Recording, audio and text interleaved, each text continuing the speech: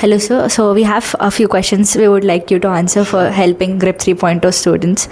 So what is the best method that grassroots innovations get funding for GRIP 3.0 programs?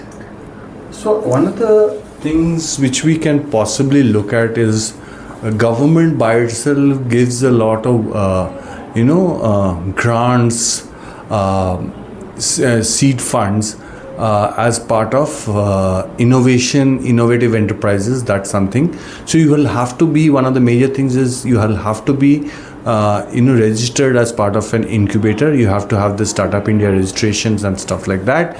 Then the second part of it is that governments, there are a lot of these Startup India, Stand Up India schemes which are there of the government.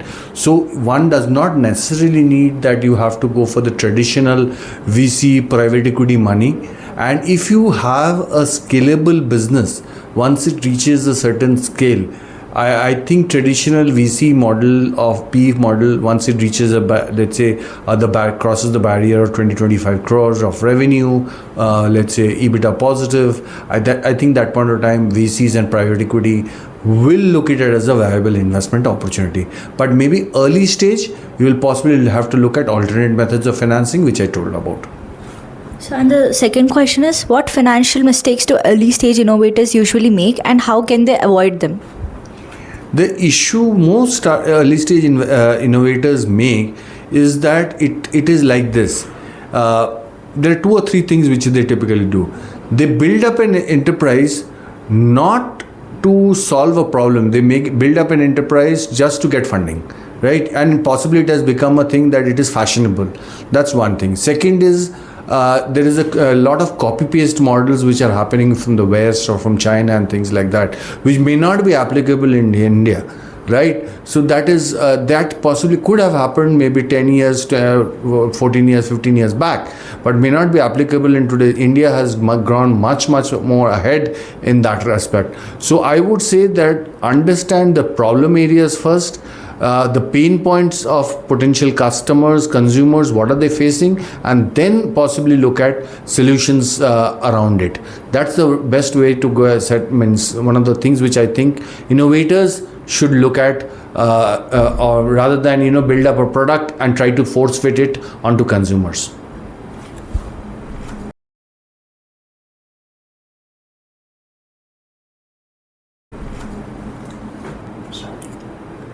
So, and the next question is, what parameters make an innovation financially viable and attractive for investors? I think the most important, more than financial parameters, it is the parameter of 3 things. It is called TAM. None of them are typical financial parameters. There are more qualitative parameters than quantitative parameters.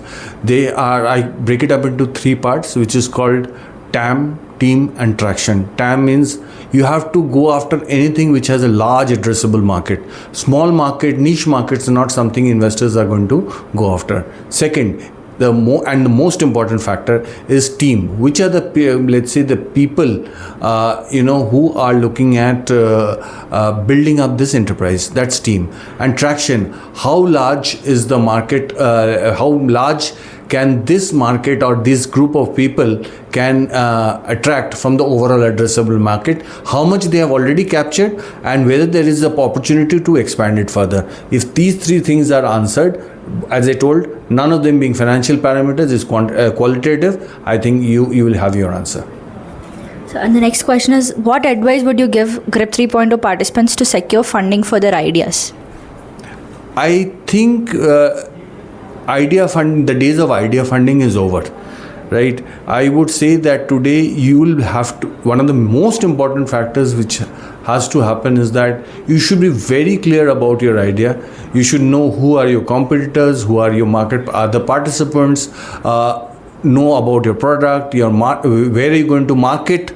That if you can, let's say, lucidly tell in typically what we call, even if in your local lingo or local language, right?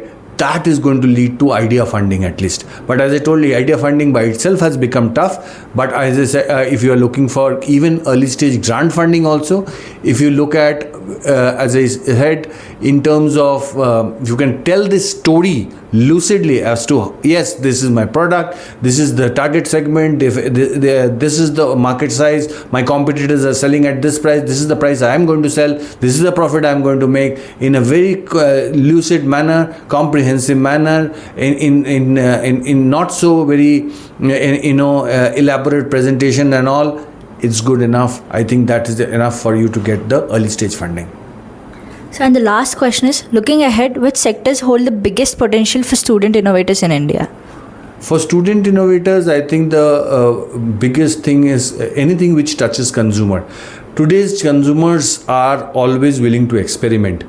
If I just go back, right, at a certain point of time, around 15-20 years back, there were one thing called a shampoo. Now there is shampoo, there is hair conditioners, there is, let's say, protein ingredients. There are, in any bathroom of today's middle income, there are at least 5 or 6 type of, let's say, hair ingredients. So anything which touches the consumer, which they are willing to experiment. Today's consumer is always willing to experiment at an affordable price. They are willing to experiment. Those are the products which will help. That is one, consumer oriented. Second, farmers, if you are able to give them something which is affordable, reliable, faster and easier to market, they are something which I think will be a very interesting combination.